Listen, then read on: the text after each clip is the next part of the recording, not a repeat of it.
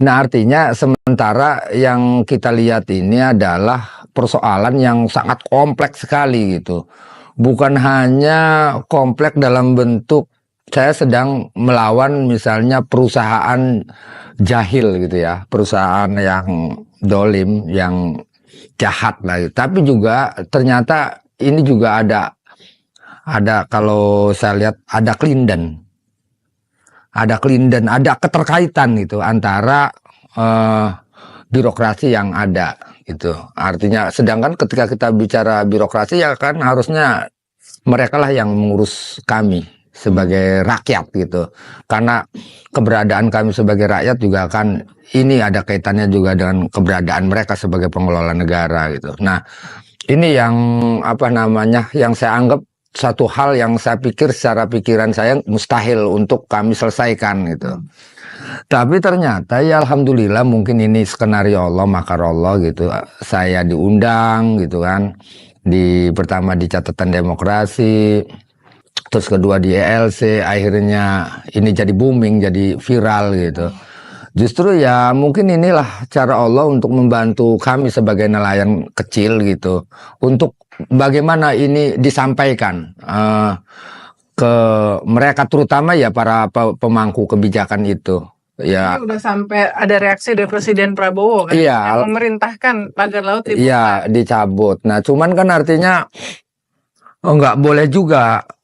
Boleh ya rakyat boleh saat ini euforia, alhamdulillah kita udah nggak terganggu lagi mencari ikannya, terus kemudian yang tadinya terkotak-kotak atau misalnya tersekat-sekat dengan pagar bambu itu sekarang sudah bebas leluasa, walaupun misalnya kita dihadapkan dengan cuaca buruk ya kita bisa ke pinggir, sekarang pinggirnya udah mulai tidak ada bambu lagi, cuman ternyata kan nggak sampai selesai di situ.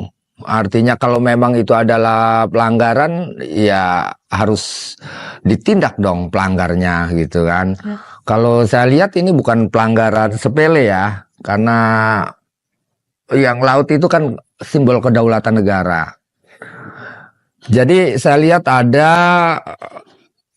usaha mereka ini untuk nyaplok kedaulatan negara, dan ini bukan kasus kecil gitu. Kalau sampai negara tidak bisa menangkap itu dan udah terang benderang kok siapa pelakunya dan itu udah menjadi konsumsi publik, siapa nama-namanya, pelakunya, arahnya kemana udah jelas itu kan. Nah artinya negara nggak boleh pura-pura mendelik matanya. Itu artinya tahu tapi pura-pura. Sebetulnya gitu. Sampai detik kita ngomong ini. Iya.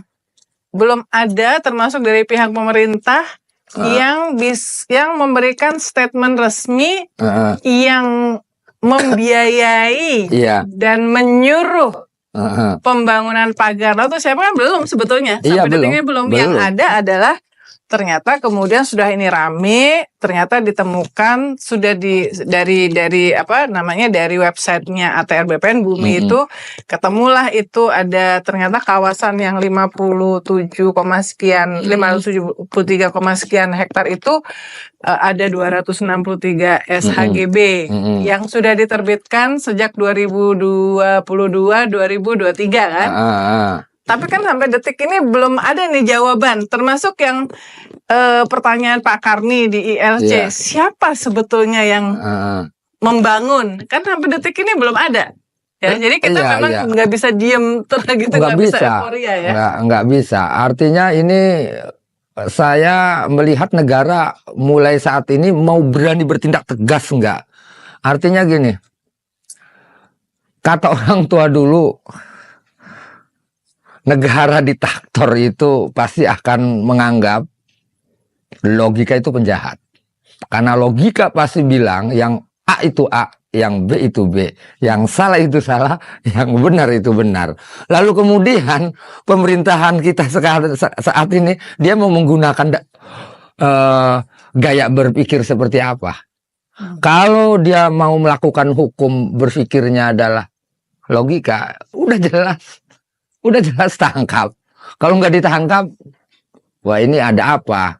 Jangan-jangan ya artinya apa yang saya katakan di ILC terus di podcastnya Abraham Samad. Oh, berarti negara kita sedang dicaplok korporasi nih.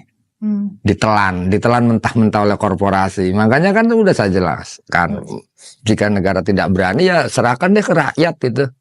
Dengan upayanya rakyat, persoalan menang kalah itu urusan Allah deh gitu. Ya. Yang penting rakyat melawan gitu. Artinya menurut Kang Khalid ada menteri sudah memberikan sanksi ya, mencopot ya 8 ya, 6 atau 8 Iya. petugas BPN, tapi baru di level lokal kan itu. Iya. Kantor lokal itu belum cukup. Belum cukup karena saya lihat juga jangan sampai Menteri ATR BPN oke lah saya acungi jempol, cuman saya juga nggak mau dilokalisasi hanya sebatas persoalan ini di Kohod saja. Karena saya baca ini bukan hanya di Kohod, tapi juga sepanjang jalur Kabupaten Tangerang yang desa-desa yang mempunyai bibir pantai. Pokoknya di Kabupaten Tangerang, wilayah-wilayah kelurahan yang mempunyai wilayah bibir pantai harus diperiksa. Yakin mereka terlibat. Dan bahkan sudah ada daerah lain yang daerah Serang juga ada, kayak macam di daerah Kecamatan Tenara, di daerah Bom pesisir. Nah itu juga sudah terjadi juga, bahkan sampai ke sana, sampai ke Kemayungan, Sukajaya, Kabupaten Serang juga. Artinya kalau melihat kasus yang satu ini harus benar-benar teliti, harus benar-benar detail, bukan kemudian setelah selesai di Kohod selesai. Kasusnya bahkan kalau ngelihat di wilayah bibir pantai Banten Utara ini, loh kok jangan-jangan ini juga di Indonesia juga nasional. Harusnya menjadi pintu masuk. Pintu masuk gitu. Membongkar semua mafia ini. Praktik yang terjadi di seluruh Indonesia ya. Iya, di seluruh Indonesia. Kan udah sempat saya bilang di mana itu ya, lupa itu. Pokoknya tolak ukurnya adalah Banten. Kalau Banten kalah, Indonesia kalah. Kalau Banten menang, Indonesia menang. Karena kasus ini bukan hanya di Banten. Banyak. Ya misalnya gini, anggap saja kalau kita ngomong persoalan ya Bu ya, berarti kan ngomong sebab. Ini ada masalah, sebabnya apa? Kalau ada akibat pasti ada sebab, gitu kan? Nah, dilihat sebabnya adalah PSN, proyek strategis nasional. Lah kemudian strategis apa kita sebagai rakyat? Faktanya malah justru masalah. Jangan-jangan benar apa yang diomongin Karni Ilyas. Di balik keuntungan yang besar, maka persoalannya pun akan besar gitu. Tahu itu Kak, pikiran siapa nggak tahu, kata Karni Ilyas. Ya. Nah, kalau kita kilas balik sedikit Kang Khalid.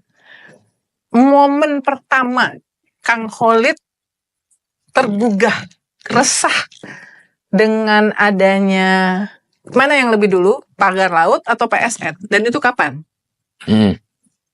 Ya yang jelas gini, sebelumnya saya dengar persoalan PSN ini. Saya pikir PSN ini adalah memang proyek strategis nasional, itu ya memang proyek negara yang memang kalau menurut saya kalau strategis nasional ya saya juga senang gitu. Pasti hidup saya akan strategis gitu kan.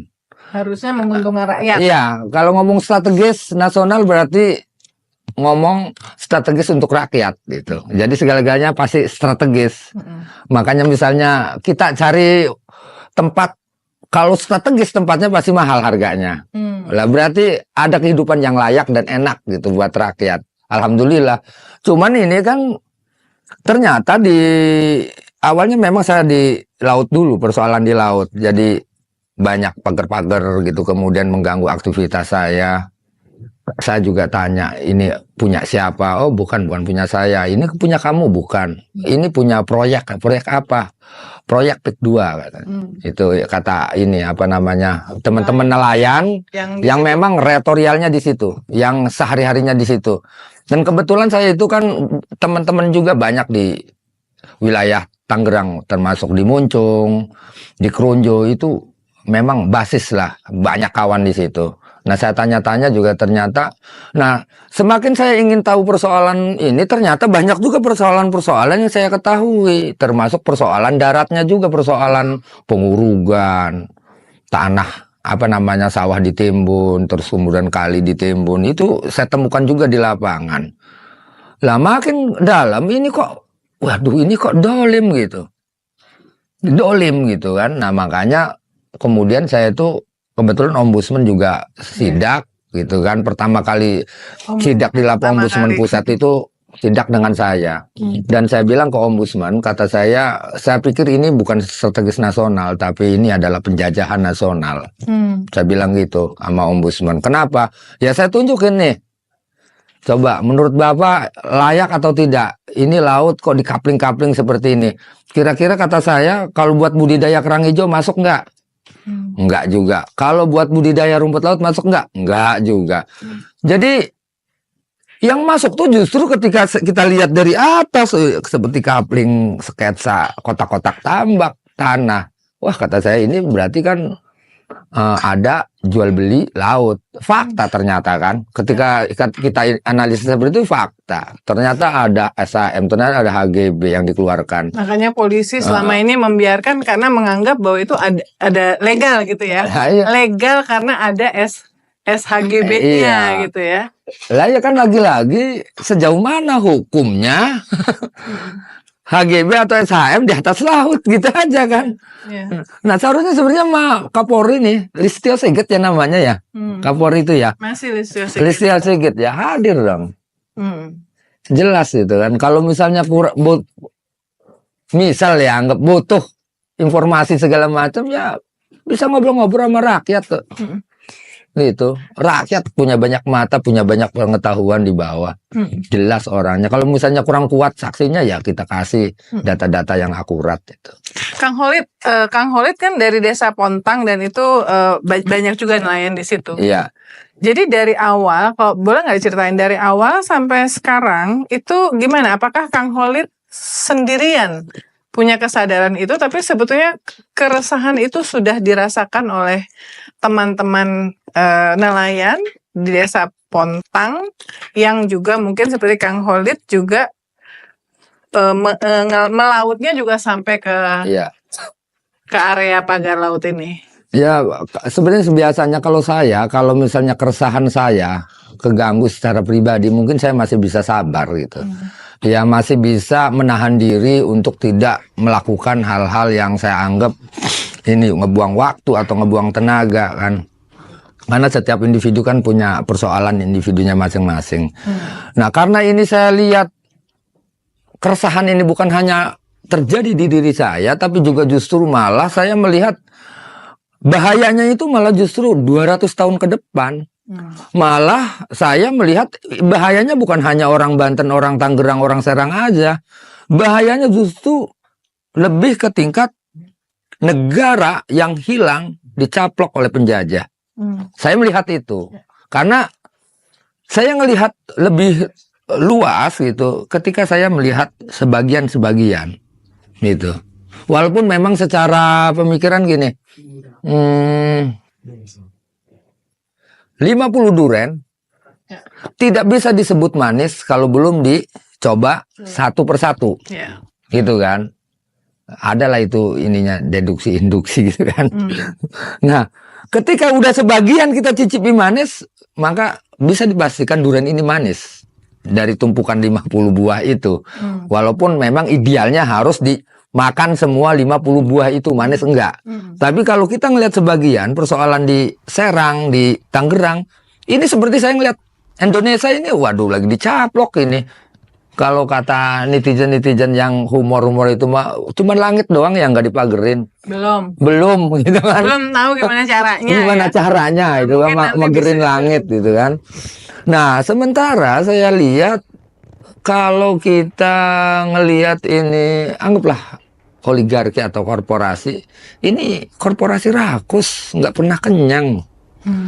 Mau ditelenin Indonesia nih anggaplah. Ini Indonesia beserta isinya ditelenin ke mulut mereka tidak akan pernah kenyang karena mereka rakus.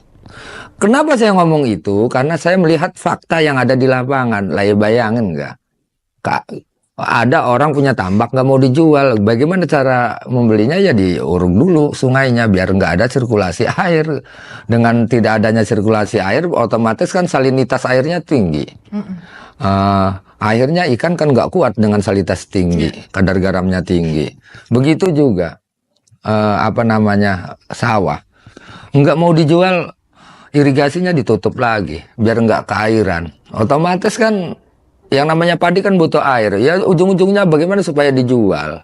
Jadi dipaksa untuk menjual. Dipaksa untuk menjual, caranya ya harus dibunuh aksesnya. Ya. Itu kan dolim namanya. Bedanya kan nggak pakai pistol doang, ya mau jual apa enggak. Bedanya nggak begitu doang. Tapi kan cara sumber-sumber aksesnya ini supaya mati gimana gitu. Dan memang benar istilahnya dijual nggak dijual diuruk. Walaupun itu sebelumnya saya pikir nggak mungkin lah, orang artinya bukan tanahnya belum dijual kok diuruk. Nah ternyata fakta. Ya. Nah sesudah terutama dua minggu inilah sesudah statement Kang Khalid yang sangat kritis kepada oligarki itu viral.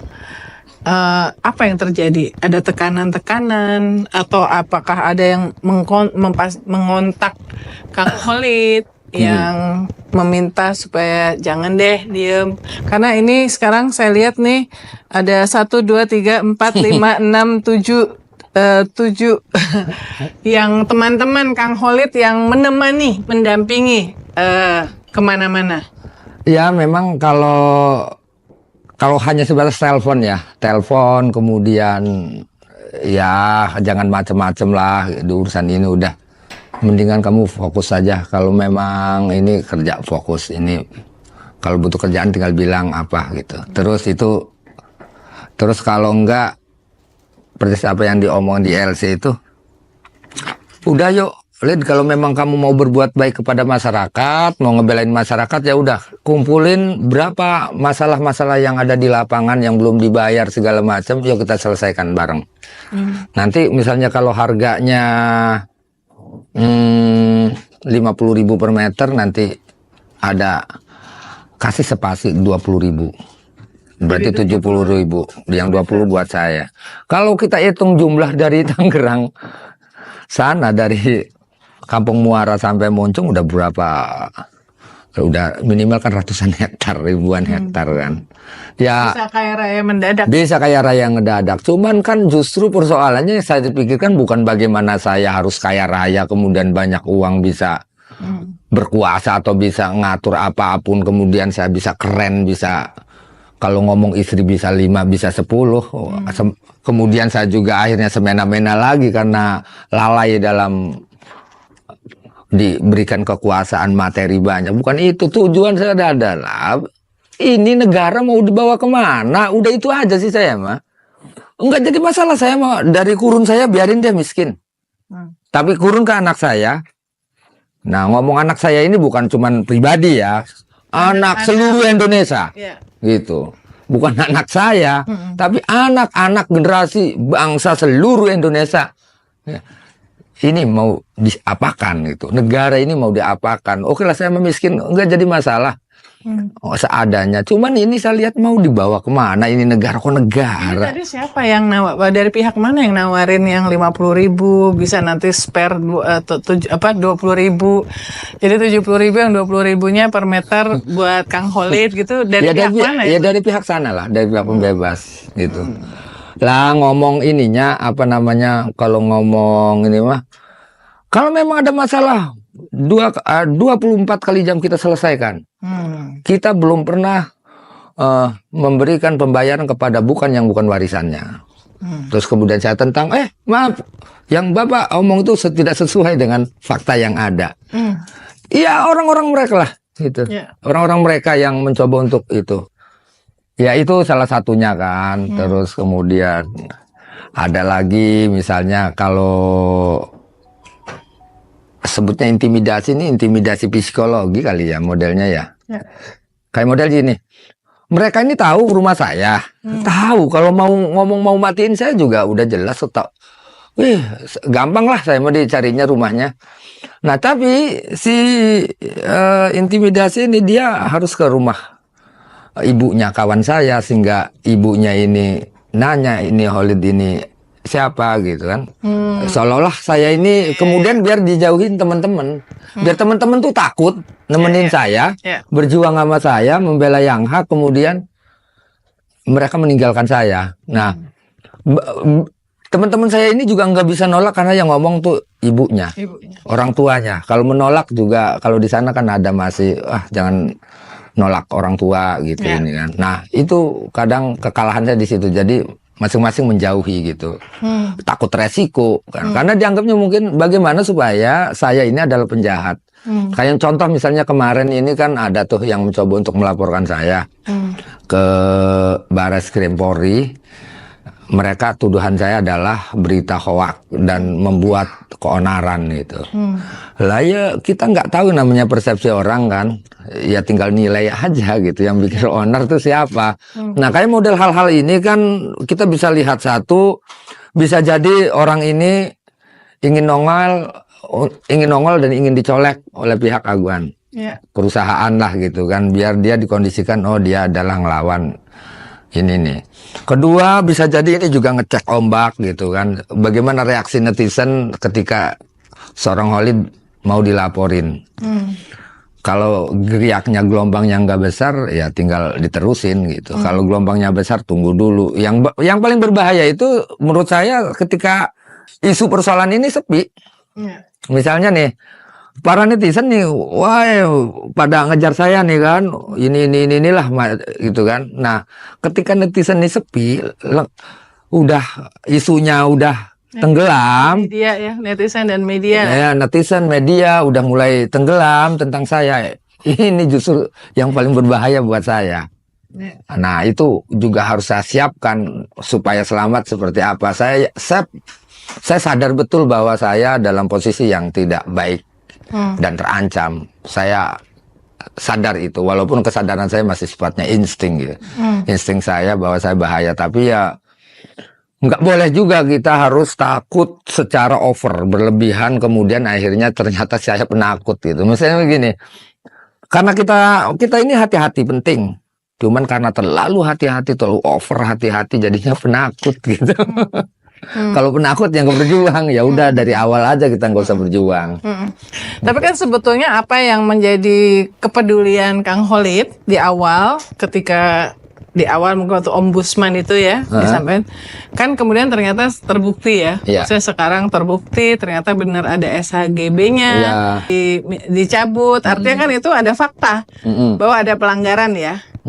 Ya artinya yang disampaikan mestinya bukan hoax ya. Karena sudah langsung dibuktikan oleh tindakan oleh menteri. Apakah itu membuat Kang Khalid merasa lebih lega ya? Artinya memang nggak salah apa yang disampaikan, disuarakan sejak awal. Belum lega. Kalau saya belum lega. Cuman tetap saya acungi jempol, tapi belum lega karena gini.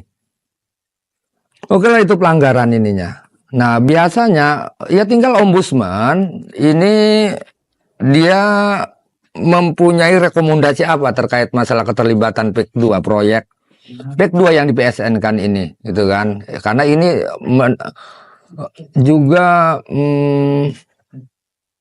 keterkaitan dengan para pemangku kebijakan gitu kan.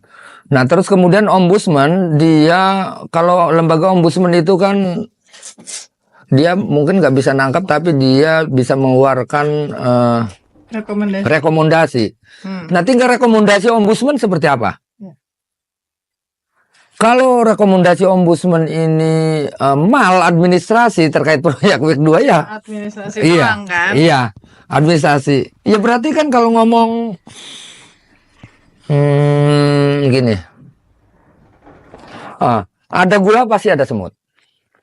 Ada gula pasti ada semut. Itu kan kata istilah tuh kan. Ada gula ada semut. Ada maladministrasi berarti ada korupsi dong. Ya udah tinggal bongkar aja itu. Yakin tuh bukan miliaran, triliunan. Kita aja orang nelayan udah bisa ngebaca itu kok. Hari ini beritanya KPK kan sedang mulai masuk karena sudah ada yang melaporkan ya. Iya. Tokoh melaporkan ke KPK. Kang Khalid, berarti selama 2 minggu atau 3 minggu ini Kang Khalid nggak ke laut, nggak? Iya, nggak ke laut. Paling kemarin saya ke laut, cuman pas mau ke laut gelombangnya besar, kata saya udahlah. Terus kedua, ya kebetulan teman-teman udah mengajak konsolidasi gitu kan. Dan sekarang juga dari tempat ini mungkin saya mau ke Semen, ke alumni pondok pesantren. Dulu saya sempat belajar masak lah di pondok Rombeng gitu. Nah, saya mau rencana ke sana ya. Artinya untuk saat ini, ya, untuk saat ini saya lebih fokus bagaimana menganyam akar rumput dari desa ke desa, dari kampung ke kampung, dari kota ke kota sampai kita tingkat Banten, sampai ini akan terbentuklah suatu jaringan yang besar. Akan saya buktikan bahwa Banten akan melawan jika negara nggak berani melawan.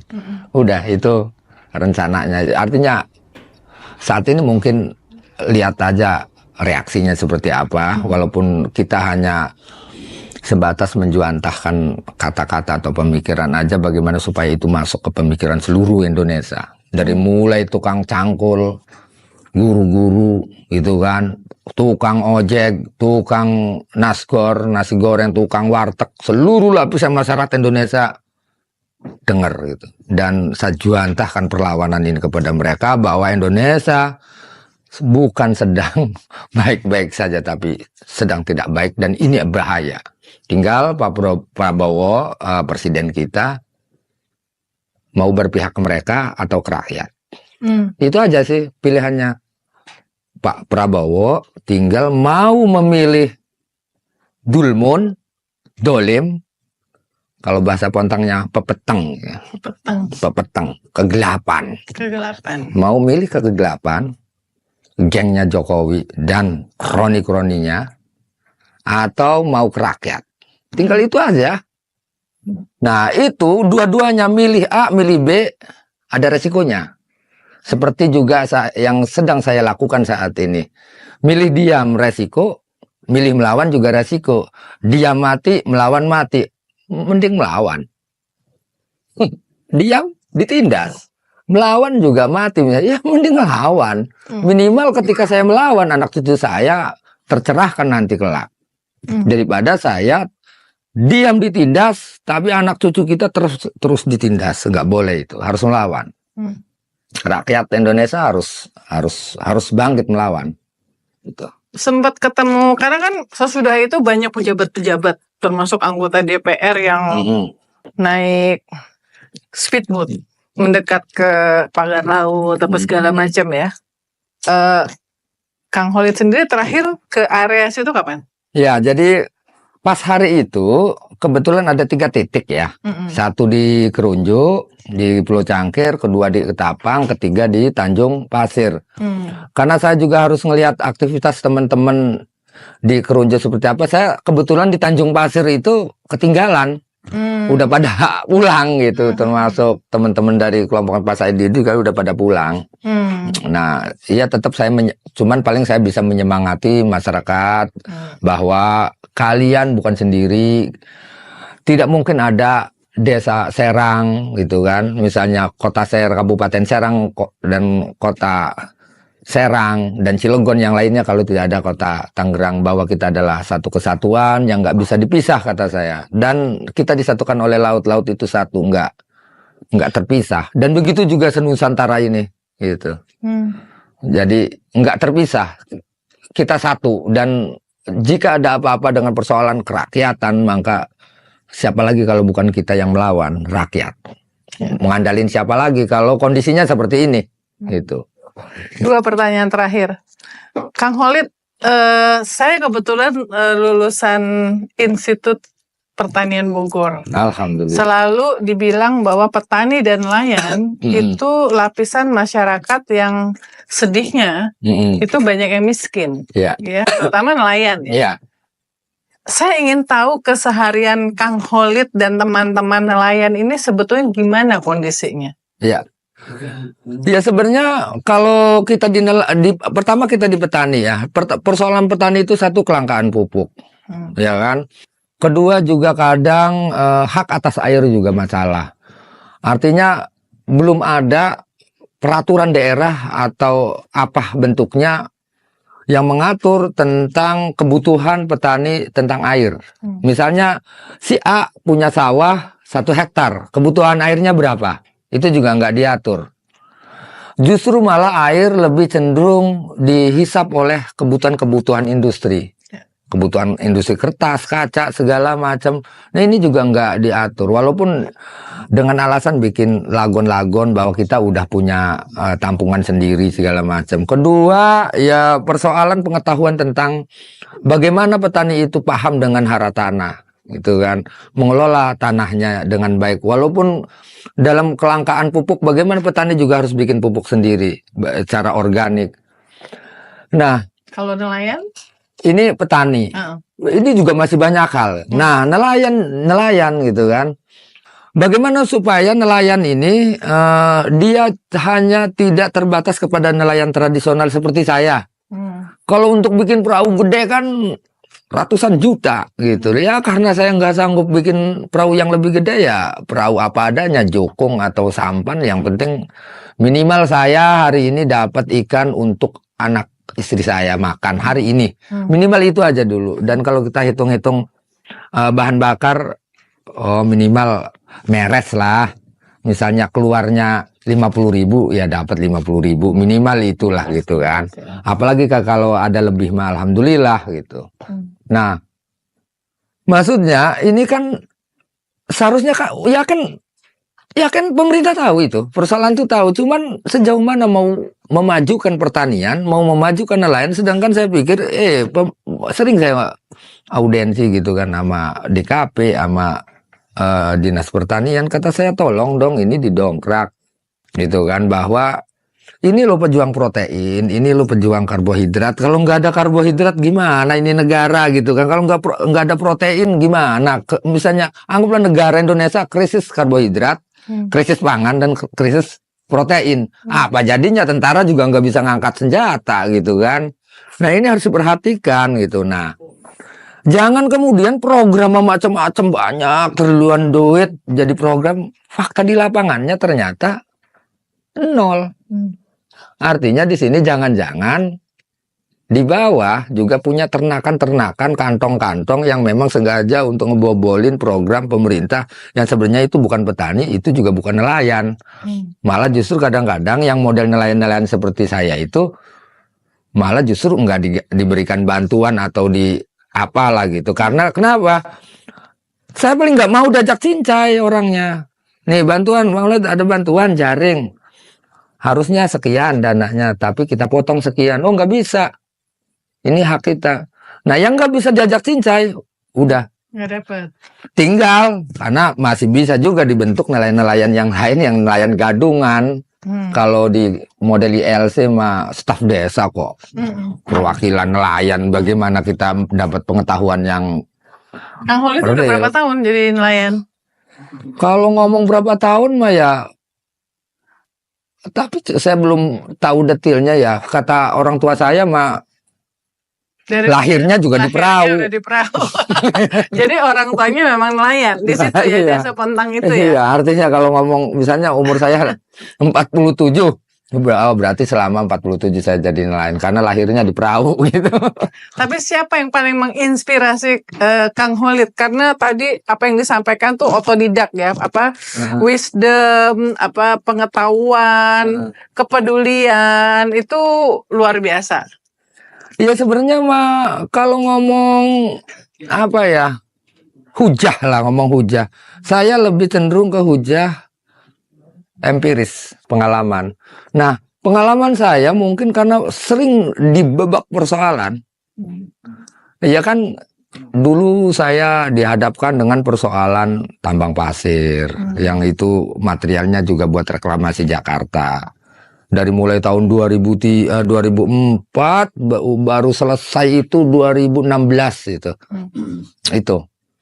Nah, itu juga ketika saya berpikir wah ini harus begini harus begitu ya akhirnya lari-larinya juga kita juga harus mainkan politik juga gitu kan, karena memang setiap perusahaan pasti juga larinya ke lingkaran politik juga sebenarnya ya. Bagaimana menguasai negara untuk memuluskan kinerjanya gitu. Itu. Oke, terakhir mungkin bisa sambil ngelihat ke kamera yang ini ya. Kalau apa yang Kang Khalid ingin sampaikan kepada Presiden Prabowo. Jadi seperti bicara supaya kasus ini tidak hanya berhenti seperti yang tadi kita dibicarakan ya, cuman dilokalisir atau apa yang ingin kalau ketemu dengan Presiden Prabowo apa yang ingin disampaikan? Iya, begini Pak Presiden ya, yang terhormat, mau kapan lagi sih kita mengobati bangsa yang besar ini? Maksudnya mengobati penyakit. Nah, saya lihat penyakit Indonesia ini Pak Presiden itu sejenis benalu. Kalau tumbuh-tumbuhan itu benalu. Jadi benalu yang nempel di tubuh bangsa kita ini. Nah, ternyata benalu-benalu ini Pak Presiden ini orang-orang yang kalau saya bilang ini dia lebih cenderung memegang teguh pemikiran logika penjajah itu. Dia masih maunya disuap oleh penjajah. Mau disuap. Terus kemudian si benalu ini juga kadang di freezernya itu Pak Presiden itu masih banyak dagingnya, masih banyak daging ayamnya, berasnya masih banyak. Ini masih kurang terus, masih nyolong terus. Ini yang perlu dibersihkan ini Pak Presiden. Ampura ya, artinya saya sebagai rakyat, saya siap bersama Pak Prabowo untuk membackup kalau memang Pak Prabowo benar-benar ingin membersihkan dari benalu-benalu ini, ya benalu-benalu bangsa ini. Udah kelihatan yakin Pak Prabowo lebih paham yakin siapa penjahatnya. Kalau istilah Indonesia itu adalah sebuah tubuh gitu kan, mungkin Pak Presiden, Pak Prabowo lebih paham bagian-bagian tubuh mana aja yang sakit. Maksudnya yang sakit ini ya sakit otaknya, sakit mentalnya, sakit karakter jiwanya. Yang dia hanya berpikir untuk kepentingan gentong nasinya sendiri. Dia nggak pernah berpikir tentang rakyat Indonesia yang besar ini, negara yang besar. Indonesia kalau benar-benar untuk mengelola negaranya secara ideal ya, secara benar, saya pikir semua negara-negara yang ada di muka bumi ini akan tunduk, akan ampun, akan hormat sama Indonesia begini nih. Karena siapa yang lebih kaya kita buktikan di Indonesia. Emas ada di situ, nikel ada di situ, batu bara ada di situ, hutan, sawit, laut, segala macam gak kehitung. Kalau istilah nyeduh kopi itu Pak Presiden, Indonesia nih, kalau kita nyeduh kopi, tengah-tengah yang legit-legitnya itulah Indonesia sebenarnya mah. Jadi jangan sampai bangsa kita dirampok terus, dikeruk terus oleh bangsa asing. Udah saatnya. Kalau enggak, kasih saya kesempatan, sedikit saja, enggak usah tahun-tahunan. Setengah tahun saja saya akan bereskan persoalan Indonesia ini. Terima kasih. Assalamualaikum warahmatullahi wabarakatuh. Nah, artinya sementara yang kita lihat ini adalah persoalan yang sangat kompleks sekali gitu. Bukan hanya kompleks dalam bentuk saya sedang melawan misalnya perusahaan jahil gitu ya. Perusahaan yang dolim, yang jahat lah. Tapi juga ternyata ini juga ada kalau saya lihat ada kelindan, ada keterkaitan gitu antara birokrasi yang ada gitu. Artinya sedangkan ketika kita bicara birokrasi ya kan harusnya mereka lah yang mengurus kami sebagai rakyat gitu. Karena keberadaan kami sebagai rakyat juga kan ini ada kaitannya juga dengan keberadaan mereka sebagai pengelola negara gitu. Nah, ini yang yang saya anggap satu hal yang saya pikir secara pikiran saya mustahil untuk kami selesaikan gitu. Tapi ternyata ya alhamdulillah mungkin ini skenario Allah, makar Allah gitu. Saya diundang gitu kan.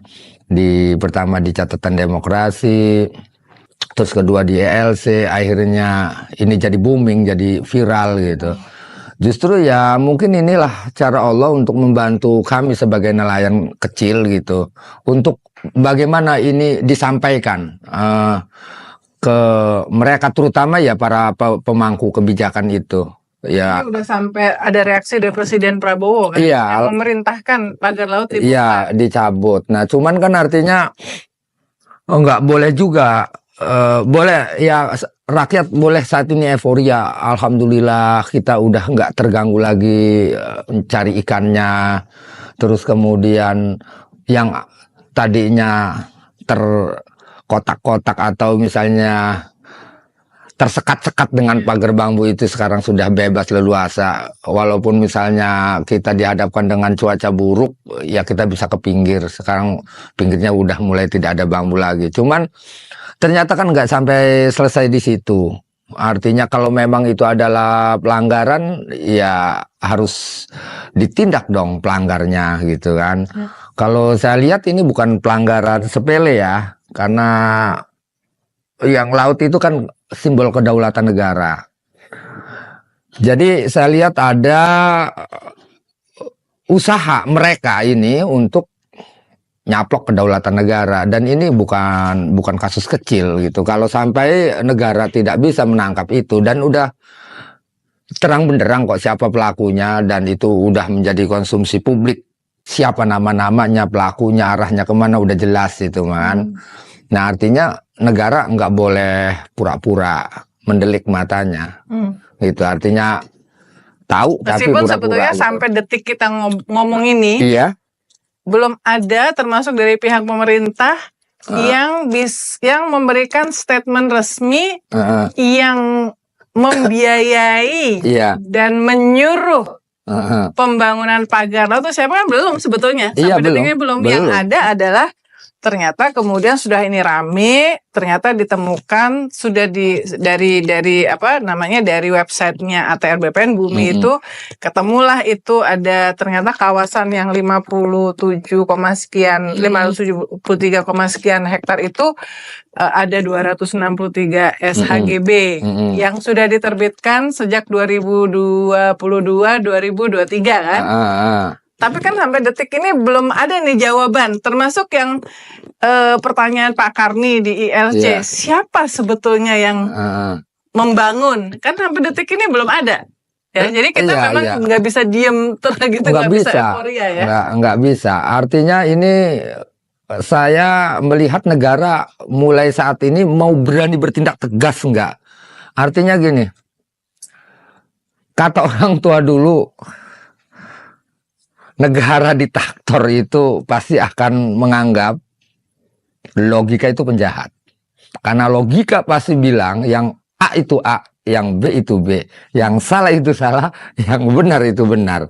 Lalu kemudian pemerintahan kita sekarang saat ini dia mau menggunakan gaya berpikir seperti apa? Kalau dia mau melakukan hukum, berpikirnya adalah logika, udah jelas tangkap. Kalau nggak ditangkap, wah ini ada apa?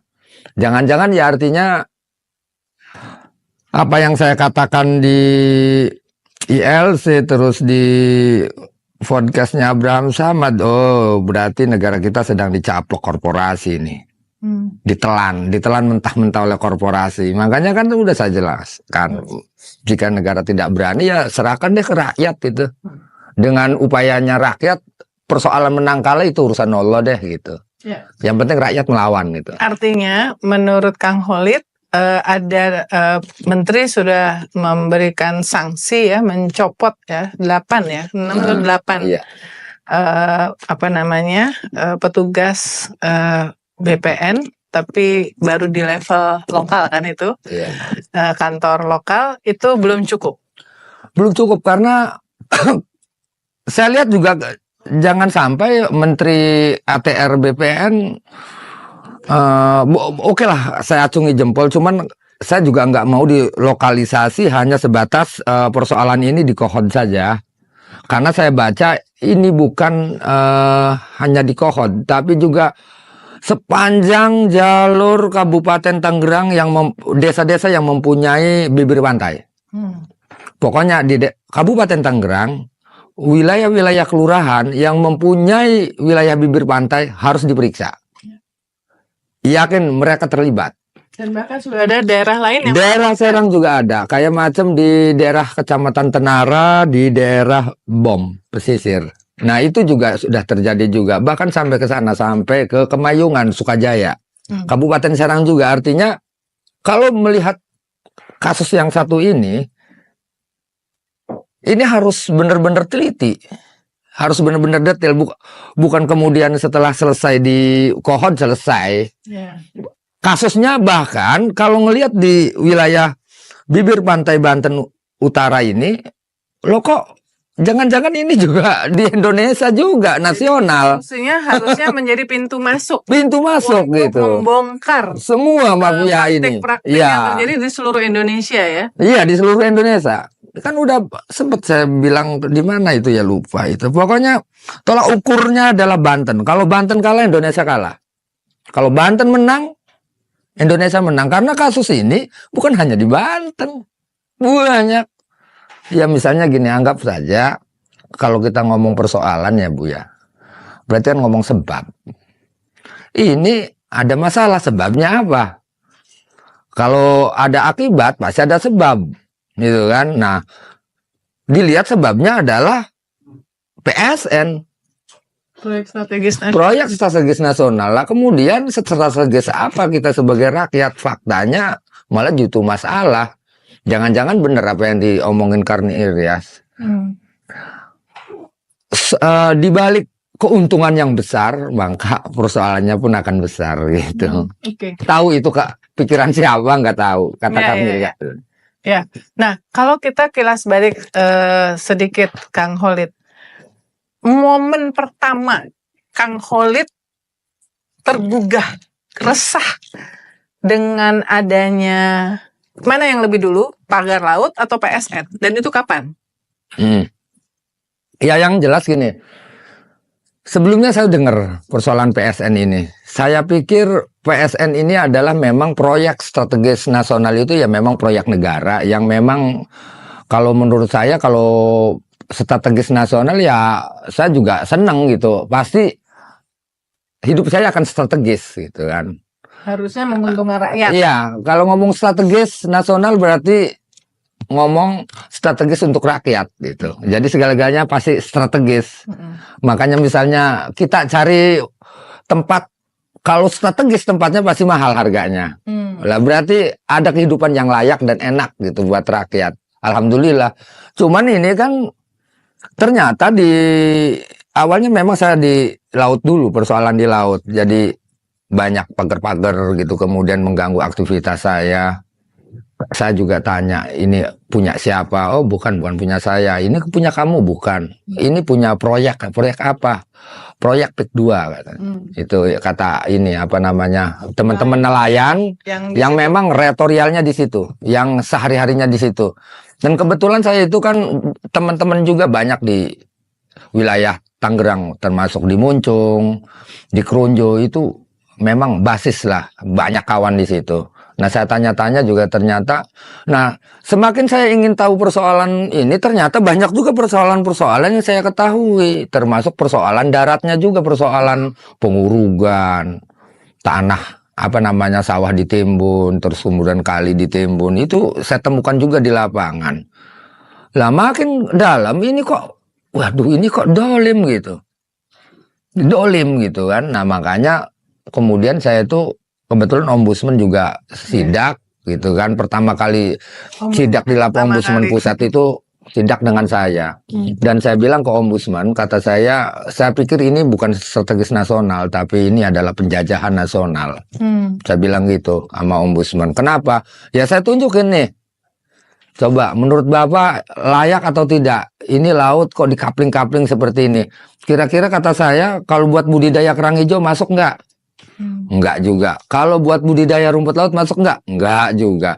Jadi yang masuk tuh justru ketika kita lihat dari atas seperti kapling, sketsa, kotak-kotak tambak, tanah.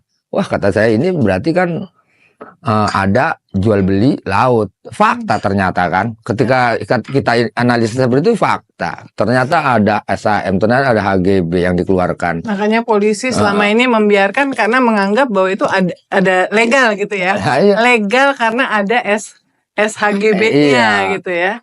Lah ya kan lagi-lagi sejauh mana hukumnya HGB atau SHM di atas laut gitu aja kan. Iya. Nah seharusnya sebenarnya Kapolri nih, Listio Sigit ya namanya ya. Kapolri itu ya. Masih Listio Sigit. Listio Sigit ya hadir dong. Jelas itu kan. Kalau misalnya misal ya anggap butuh informasi segala macam ya bisa ngobrol-ngobrol sama rakyat tuh. Itu rakyat punya banyak mata, punya banyak pengetahuan di bawah. Jelas orangnya. Kalau misalnya kurang kuat saksinya ya kita kasih data-data yang akurat itu. Kang Holid kan dari Desa Pontang dan itu banyak juga nelayan di situ. Iya. Jadi dari awal, kalau boleh nggak diceritain dari awal sampai sekarang itu gimana? Apakah Kang Holid sendirian punya kesadaran itu, tapi sebetulnya keresahan itu sudah dirasakan oleh teman-teman nelayan di Desa Pontang yang juga mungkin seperti Kang Holid juga melautnya juga sampai ke area pagar laut ini. Ya sebenarnya biasanya kalau misalnya keresahan saya keganggu secara pribadi mungkin saya masih bisa sabar gitu. Ya masih bisa menahan diri untuk tidak melakukan hal-hal yang saya anggap ini ngebuang waktu atau ngebuang tenaga kan. Karena setiap individu kan punya persoalan individunya masing-masing.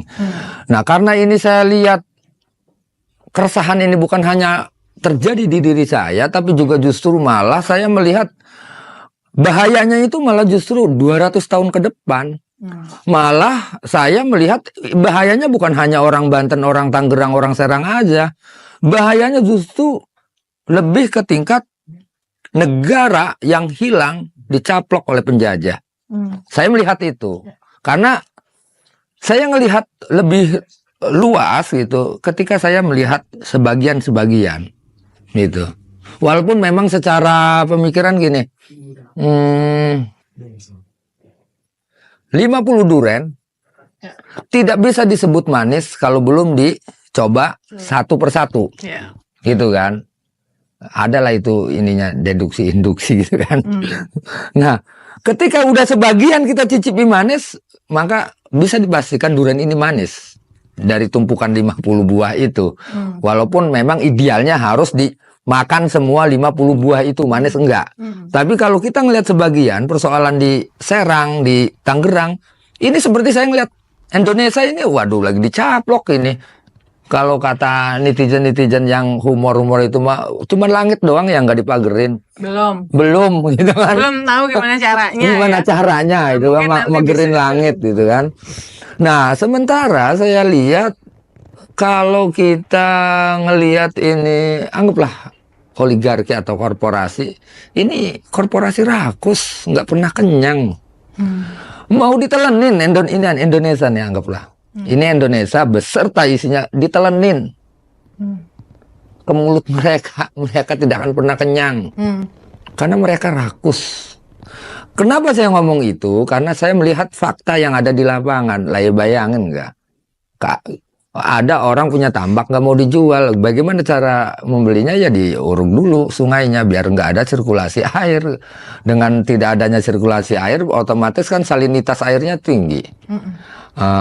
Akhirnya ikan kan nggak kuat dengan salinitas tinggi, kadar garamnya tinggi. Begitu juga sawah nggak mau dijual, irigasinya ditutup lagi biar nggak keairan. Otomatis kan yang namanya padi kan butuh air. Ya ujung-ujungnya bagaimana supaya dijual? Jadi dipaksa untuk menjual. Dipaksa untuk menjual, caranya ya harus dibunuh aksesnya. Itu kan dolim namanya. Bedanya kan nggak pakai pestol doang, ya mau jual apa enggak. Bedanya nggak begitu doang, tapi kan cara sumber-sumber aksesnya ini supaya mati gimana gitu. Dan memang benar istilahnya dijual nggak dijual diuruk. Walaupun itu sebelumnya saya pikir nggak mungkin lah orang bukan artinya bukan tanahnya, belum dijual kok diuruk. Ya ternyata fakta. Ya.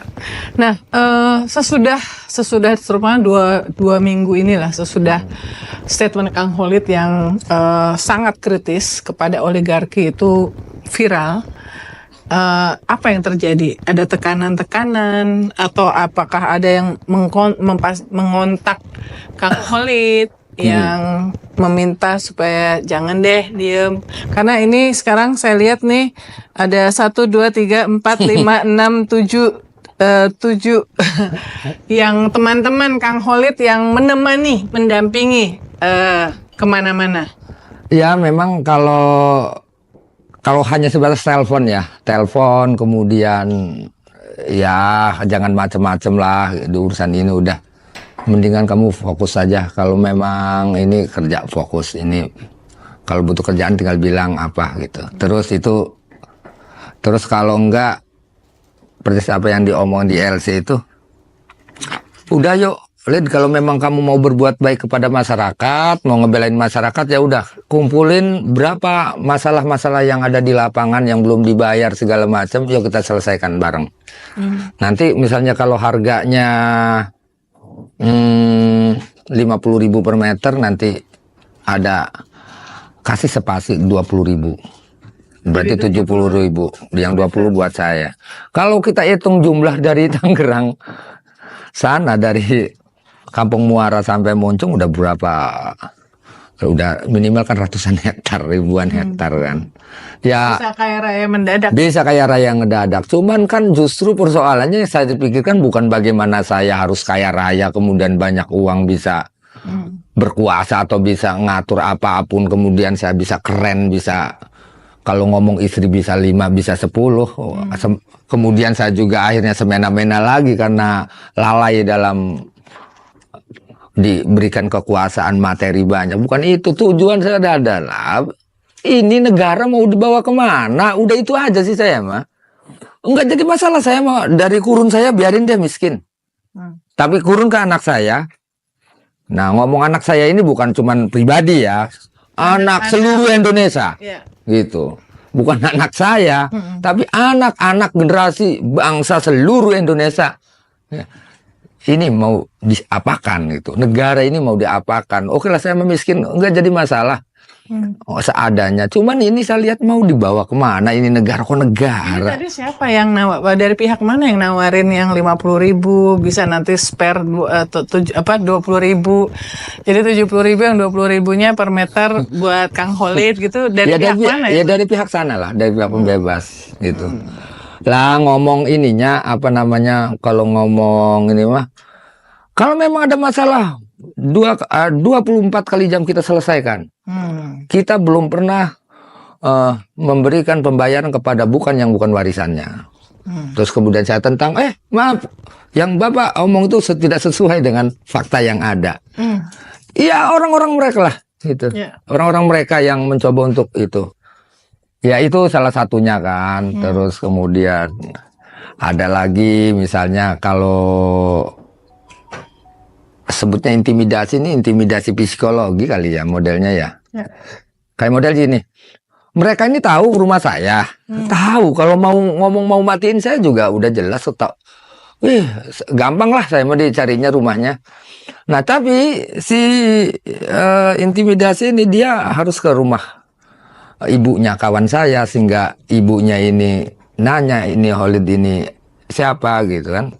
Seolah-olah saya ini kemudian biar dijauhin teman-teman, biar teman-teman tuh takut nemenin saya, berjuang sama saya, membela yang hak, kemudian mereka meninggalkan saya. Nah teman-teman saya ini juga nggak bisa nolak karena yang ngomong tuh ibunya, orang tuanya. Kalau menolak juga, kalau di sana kan ada masih jangan nolak orang tua gitu ini kan. Nah itu kadang kekalahan saya di situ, jadi masing-masing menjauhi gitu, takut resiko kan. Karena dianggapnya mungkin bagaimana supaya saya ini adalah penjahat. Kayak contoh misalnya kemarin ini kan ada tuh yang mencoba untuk melaporkan saya ke Baris Krim Polri, mereka tuduhan saya adalah berita hoak dan membuat keonaran gitu. Lah ya kita nggak tahu namanya persepsi orang kan, ya tinggal nilai aja gitu yang bikin onar tuh siapa. Nah kayak model hal-hal ini kan kita bisa lihat satu, bisa jadi orang ini ingin nongol dan ingin dicolek oleh pihak aguan perusahaan lah gitu kan, biar dia dikondisikan oh dia adalah ngelawan ini nih. Kedua bisa jadi ini juga ngecek ombak gitu kan, bagaimana reaksi netizen ketika seorang Khalid mau dilaporin. Kalau geriaknya gelombangnya nggak besar ya tinggal diterusin gitu. Kalau gelombangnya besar tunggu dulu. Yang paling berbahaya itu menurut saya ketika isu persoalan ini sepi. Misalnya nih para netizen nih, wah pada ngejar saya nih kan, inilah gitu kan. Nah, ketika netizen ini sepi, udah isunya udah tenggelam. Media ya, netizen dan media. Ya, netizen media udah mulai tenggelam tentang saya.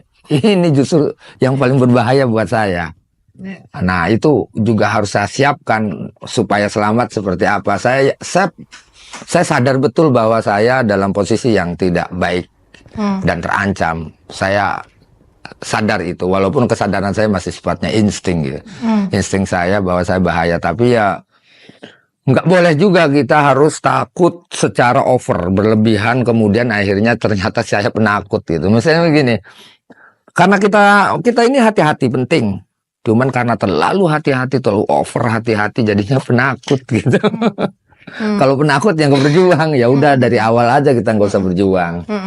Tapi kan sebetulnya apa yang menjadi kepedulian Kang Khalid di awal, ketika di awal mungkin waktu ombudsman itu ya disampaikan, kan kemudian ternyata terbukti ya. Maksudnya sekarang terbukti ternyata benar ada SHGB-nya dan ternyata memang ada yang melanggar, minimal sudah 50 yang dicabut. Artinya kan itu ada fakta bahwa ada pelanggaran ya. Ya artinya yang disampaikan mestinya bukan hoax ya, karena sudah langsung dibuktikan oleh tindakan oleh menteri.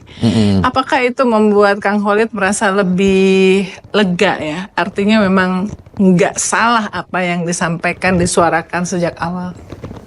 Belum lega. Kalau saya belum lega, cuman tetap saya acungi jempol tapi belum lega karena gini, oke lah itu pelanggaran ininya. Nah biasanya ya tinggal ombudsman ini dia mempunyai rekomendasi apa terkait masalah keterlibatan PEK 2 proyek PEK 2 yang di PSN kan ini gitu kan, karena ini juga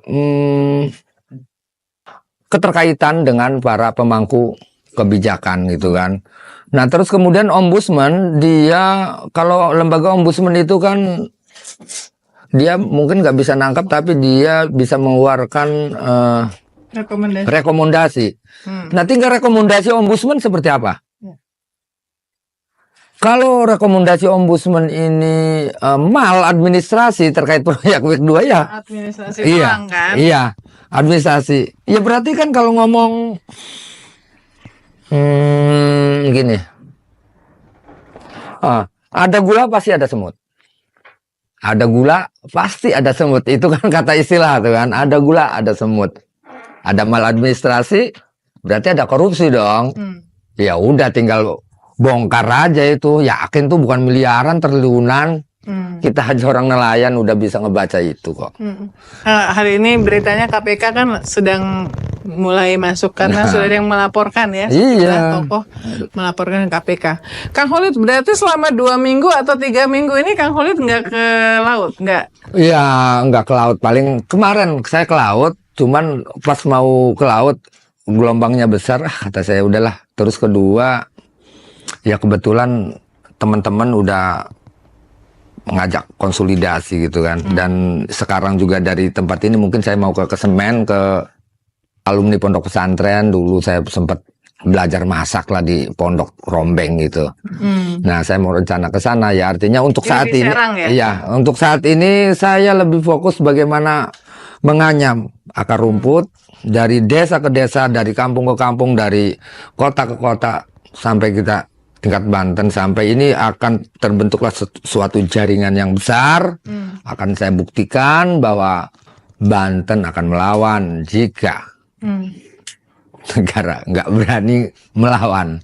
Udah itu rencananya. Artinya saat ini mungkin lihat aja reaksinya seperti apa. Walaupun kita hanya sebatas menjuantahkan kata-kata atau pemikiran aja, bagaimana supaya itu masuk ke pemikiran seluruh Indonesia. Dari mulai tukang cangkul, guru-guru gitu kan, tukang ojek, tukang nasgor, nasi goreng, tukang warteg, seluruh lapisan masyarakat Indonesia dengar gitu. Dan saya juantahkan perlawanan ini kepada mereka bahwa Indonesia bukan sedang baik-baik saja, tapi sedang tidak baik dan ini bahaya.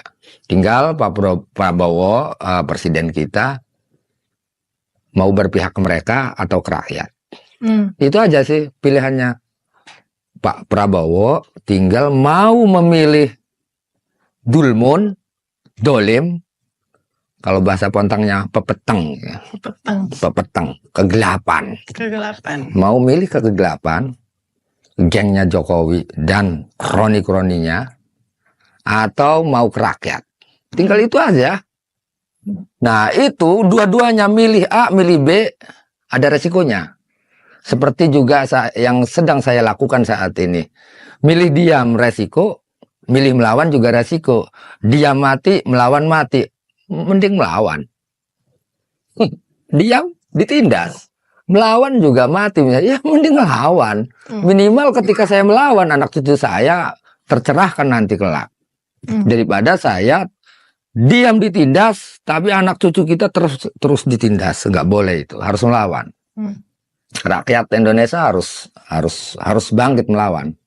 Gitu. Sempat ketemu, karena kan sesudah itu banyak pejabat-pejabat, termasuk anggota DPR yang naik speedboat mendekat ke pagar laut atau segala macam ya. Kang Khalid sendiri terakhir ke area situ kapan? Ya, jadi pas hari itu kebetulan ada 3 titik ya. Satu di Kerunjuk, di Pulau Cangkir, kedua di Ketapang, ketiga di Tanjung Pasir. Karena saya juga harus ngelihat aktivitas teman-teman di Kerunjuk seperti apa. Saya kebetulan di Tanjung Pasir itu ketinggalan. Udah pada pulang gitu, termasuk teman-teman dari kelompok Pak Said juga udah pada pulang. Nah, iya tetap saya cuman paling saya bisa menyemangati masyarakat bahwa kalian bukan sendiri. Tidak mungkin ada desa Serang gitu kan, misalnya kota Serang, Kabupaten Serang dan kota Serang dan Cilegon yang lainnya kalau tidak ada kota Tangerang, bahwa kita adalah satu kesatuan yang nggak bisa dipisah kata saya, dan kita disatukan oleh laut itu satu, nggak terpisah, dan begitu juga senusantara ini gitu. Jadi nggak terpisah, kita satu, dan jika ada apa-apa dengan persoalan kerakyatan, maka siapa lagi kalau bukan kita yang melawan rakyat? Mengandalin siapa lagi kalau kondisinya seperti ini gitu. 2 pertanyaan terakhir, Kang Khalid. Saya kebetulan lulusan Institut Pertanian Bogor. Alhamdulillah. Selalu dibilang bahwa petani dan nelayan itu lapisan masyarakat yang sedihnya itu banyak yang miskin, ya, terutama nelayan. Ya. Saya ingin tahu keseharian Kang Khalid dan teman-teman nelayan ini sebetulnya gimana kondisinya? Ya. Ya sebenarnya kalau kita pertama kita di petani ya, persoalan petani itu satu kelangkaan pupuk, ya kan. Kedua juga kadang hak atas air juga masalah. Artinya belum ada peraturan daerah atau apa bentuknya yang mengatur tentang kebutuhan petani tentang air. Misalnya si A punya sawah 1 hektar, kebutuhan airnya berapa? Itu juga nggak diatur. Justru malah air lebih cenderung dihisap oleh kebutuhan-kebutuhan industri. Kebutuhan industri kertas, kaca, segala macam. Nah ini juga nggak diatur. Walaupun dengan alasan bikin lagon-lagon bahwa kita udah punya tampungan sendiri segala macam. Kedua ya persoalan pengetahuan tentang bagaimana petani itu paham dengan hara tanah. Gitu kan, mengelola tanahnya dengan baik. Walaupun dalam kelangkaan pupuk, bagaimana petani juga harus bikin pupuk sendiri secara organik. Nah, kalau nelayan? ini petani. Ini juga masih banyak hal. Nah, nelayan gitu kan. Bagaimana supaya nelayan ini dia hanya tidak terbatas kepada nelayan tradisional seperti saya. Kalau untuk bikin perahu gede kan ratusan juta gitu ya, karena saya nggak sanggup bikin perahu yang lebih gede, ya perahu apa adanya, jokong atau sampan. Yang penting minimal saya hari ini dapat ikan untuk anak istri saya makan hari ini, minimal itu aja dulu. Dan kalau kita hitung-hitung bahan bakar, minimal meres lah, misalnya keluarnya 50.000 ya dapat 50.000 minimal itulah gitu kan. Apalagi kalau ada lebih mah alhamdulillah gitu. Nah, maksudnya ini kan seharusnya ya kan pemerintah tahu itu, persoalan itu tahu, cuman sejauh mana mau memajukan pertanian, mau memajukan nelayan. Sedangkan saya pikir sering saya audiensi gitu kan sama DKP, sama Dinas Pertanian, kata saya tolong dong ini didongkrak gitu kan, bahwa ini lo pejuang protein, ini lo pejuang karbohidrat. Kalau nggak ada karbohidrat gimana ini negara gitu kan? Kalau nggak ada protein gimana? Misalnya anggaplah negara Indonesia krisis karbohidrat, krisis pangan dan krisis protein. Apa jadinya? Tentara juga nggak bisa ngangkat senjata gitu kan? Nah ini harus diperhatikan gitu. Nah, jangan kemudian program macam-macam banyak, triliunan duit jadi program, fakta di lapangannya ternyata nol. Artinya di sini jangan-jangan di bawah juga punya ternakan-ternakan, kantong-kantong yang memang sengaja untuk ngebobolin program pemerintah yang sebenarnya itu bukan petani, itu juga bukan nelayan. Malah justru kadang-kadang yang model nelayan-nelayan seperti saya itu malah justru nggak diberikan bantuan atau di apalah gitu. Karena kenapa? Saya paling nggak mau diajak cincai orangnya. Nih bantuan, mau lihat ada bantuan jaring. Harusnya sekian dananya, tapi kita potong sekian. Oh nggak bisa, ini hak kita. Nah yang nggak bisa diajak cincai, udah nggak dapat. Tinggal, karena masih bisa juga dibentuk nelayan-nelayan yang lain, yang nelayan gadungan. Kalau di model ILC mah staf desa kok, perwakilan nelayan. Bagaimana kita dapat pengetahuan yang Kang Holid udah berapa tahun jadi nelayan? Kalau ngomong berapa tahun mah ya, tapi saya belum tahu detailnya ya. Kata orang tua saya mah lahirnya juga di perahu. Jadi orang tuanya memang nelayan di situ ya, desa Pontang itu ya. Iya, artinya kalau ngomong misalnya umur saya 47, berarti selama 47 saya jadi nelayan karena lahirnya di perahu gitu. Tapi siapa yang paling menginspirasi Kang Holid? Karena tadi apa yang disampaikan tuh otodidak ya, wisdom, pengetahuan, kepedulian itu luar biasa. Ya sebenarnya mah kalau ngomong hujah lah, ngomong hujah. Saya lebih cenderung ke hujah empiris, pengalaman. Nah, pengalaman saya mungkin karena sering dibebak persoalan. Ya kan dulu saya dihadapkan dengan persoalan tambang pasir, yang itu materialnya juga buat reklamasi Jakarta. Dari mulai tahun 2004 baru selesai itu 2016 itu. Itu. Nah, itu juga ketika saya berpikir wah ini harus begini, harus begitu ya, akhirnya lari-larinya juga kita juga harus mainkan politik juga gitu kan. Karena memang setiap perusahaan pasti juga larinya ke lingkaran politik juga sebenarnya. Bagaimana menguasai negara untuk memuluskan kinerjanya gitu. Itu. Oke, terakhir mungkin bisa sambil ngelihat ke kamera yang ini ya. Kalau apa yang Kang Holid ingin sampaikan kepada Presiden Prabowo? Jadi seperti bicara supaya kasus ini tidak hanya berhenti seperti yang tadi kita dibicarakan ya, cuman dilokalisir atau apa yang ingin, kalau ketemu dengan Presiden Prabowo apa yang ingin disampaikan? Iya, begini Pak Presiden ya, yang terhormat. Mau kapan lagi sih kita mengobati bangsa yang besar ini? Maksudnya mengobati penyakit. Nah, saya lihat penyakit Indonesia ini Pak Presiden, itu sejenis benalu. Kalau tumbuh-tumbuhan itu benalu. Jadi benalu yang nempel di tubuh bangsa kita ini. Nah, ternyata benalu-benalu ini, Pak Presiden, ini orang-orang yang kalau saya bilang ini dia lebih cenderung memegang teguh pemikiran logika penjajah itu. Dia masih maunya disuap oleh penjajah. Mau disuap. Terus kemudian si benalu ini juga kadang di freezernya itu Pak Presiden, itu masih banyak dagingnya, masih banyak daging ayamnya, berasnya masih banyak.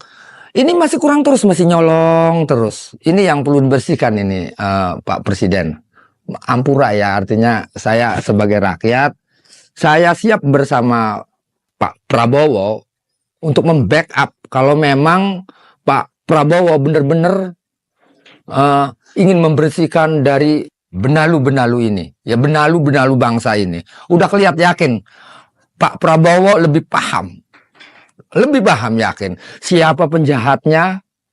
Kalau istilah Indonesia itu adalah sebuah tubuh gitu kan, mungkin Pak Presiden, Pak Prabowo lebih paham bagian-bagian tubuh mana aja yang sakit. Maksudnya yang sakit ini ya sakit otaknya, sakit mentalnya, sakit karakter jiwanya, yang dia hanya berpikir untuk kepentingan gentong nasinya sendiri. Dia nggak pernah berpikir tentang rakyat Indonesia yang besar ini, negara yang besar. Indonesia kalau benar-benar untuk mengelola negaranya secara ideal ya, secara benar, saya pikir semua negara-negara yang ada di muka bumi ini akan tunduk, akan ampun, akan hormat sama Indonesia begini nih. Karena siapa yang lebih kaya kita buktikan di Indonesia. Emas ada di situ, nikel ada di situ, batu bara ada di situ, hutan, sawit, laut, segala macam gak kehitung. Kalau istilah nyeduh kopi itu Pak Presiden, Indonesia nih, kalau kita nyeduh kopi, tengah-tengah yang legit-legitnya itulah Indonesia sebenarnya mah. Jadi jangan sampai bangsa kita dirampok terus, dikeruk terus oleh bangsa asing. Udah saatnya. Kalau enggak, kasih saya kesempatan, sedikit saja, enggak usah tahun-tahunan, setengah tahun saja saya akan bereskan persoalan Indonesia ini. Terima kasih. Assalamualaikum warahmatullahi wabarakatuh. Nah, artinya sementara yang kita lihat ini adalah persoalan yang sangat kompleks sekali gitu. Bukan hanya kompleks dalam bentuk saya sedang melawan misalnya perusahaan jahil gitu ya, perusahaan yang dolim, yang